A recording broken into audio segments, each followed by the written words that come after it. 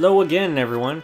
It's been a while and, well, the channel has been jumping through hurdles to get back off the ground, but alas, here we are, so let's get straight to it.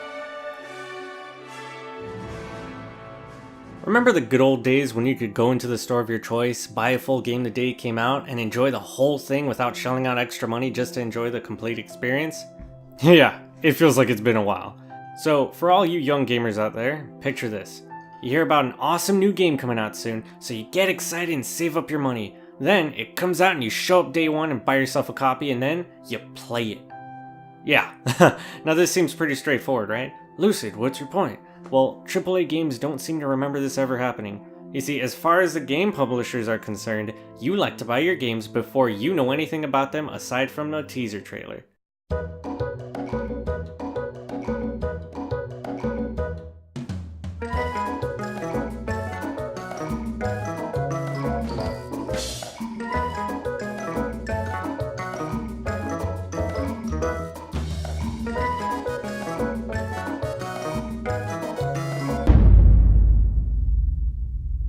So let me break it down to 3 main points, but we're going to do this from the perspective of a game publisher. Making games is expensive, and if they fail to sell, we lose a lot of money. In fact, in the current state of gaming, there is plenty of pressure on most games for high frame rates, fantastic graphics, and greater game lengths, save a few game genres. This stuff gets expensive, and it's all necessary to even have a chance at making your money back, let alone making any profit. So how do we fix this? This brings us to practice number 1, pre-orders. So, we find a way to guarantee that the consumer gives us his or her money before they even know if our game is worth it or not. We make a program in which people can pay the full price to reserve a copy of our game, and to ensure we sell enough of these pre-orders, let's pull from our development budget and invest more on marketing to make our game look amazing. Yeah, that's why we get those games we all thought were going to be the definitive game to end all games, only to be left with a lousy game that isn't even worth its weight in pennies. Note, yes, we understand pre-orders once served a purpose in ensuring you had a copy of a game at release, but that hasn't been an issue for quite some time now, save for consoles and amiibo releases. And anyways, if that were really the only purpose for pre-orders, then why push pre-orders of digital copies? Next, let's try and get more money off the efforts of our team creating this whole world and gameplay. So let's put aside some of this content and release it later and require them to purchase this extra content. Yup, next is DLC. Playing devil's advocate, we can see how DLC in theory is a great idea for developers. After waiting for great sales of your base game, now you understand the level of demand for more content and now have the money to create it.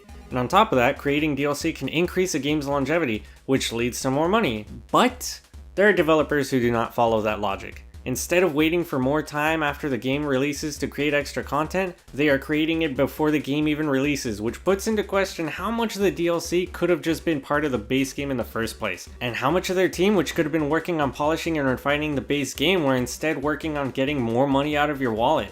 And on that matter of DLC, there's a whole other practice within the scope of DLC that is the worst of all offenses. I'm talking season passes. If we create DLCs but only a portion of those get bought, it can hurt the company.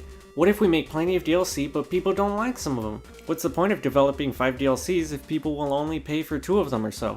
What we do then is package them all together and make people pay us for all the DLC beforehand.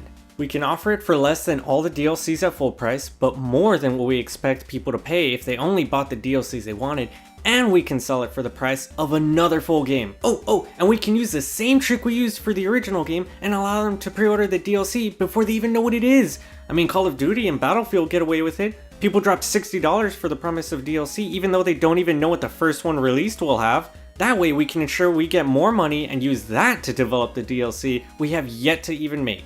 Perfect! The only way that we could possibly make this better is if we could make them pre-order a copy that's digital for the full price so that we can get the same profits without having to spend on discs, game cases, and shipping. And they can't resell these copies to GameStop.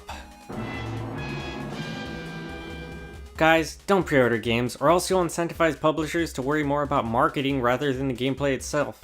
Please don't buy these DLCs blindly. And please don't buy these premium subscriptions to DLC, especially when you don't even know what half the content being promised to you is. And please, for the love of all that is humanity, don't buy digital. Please? Oh, And please hit that like button if you enjoyed our video, and smack that subscribe button if you want more like it. Every like and every subscription helps us grow as a channel and helps us reach more people, allowing us to push further and further into creating better and better content. And that's all, everyone. Thanks for watching. So let me break it down for you in 3 main points, but we're gonna do this from other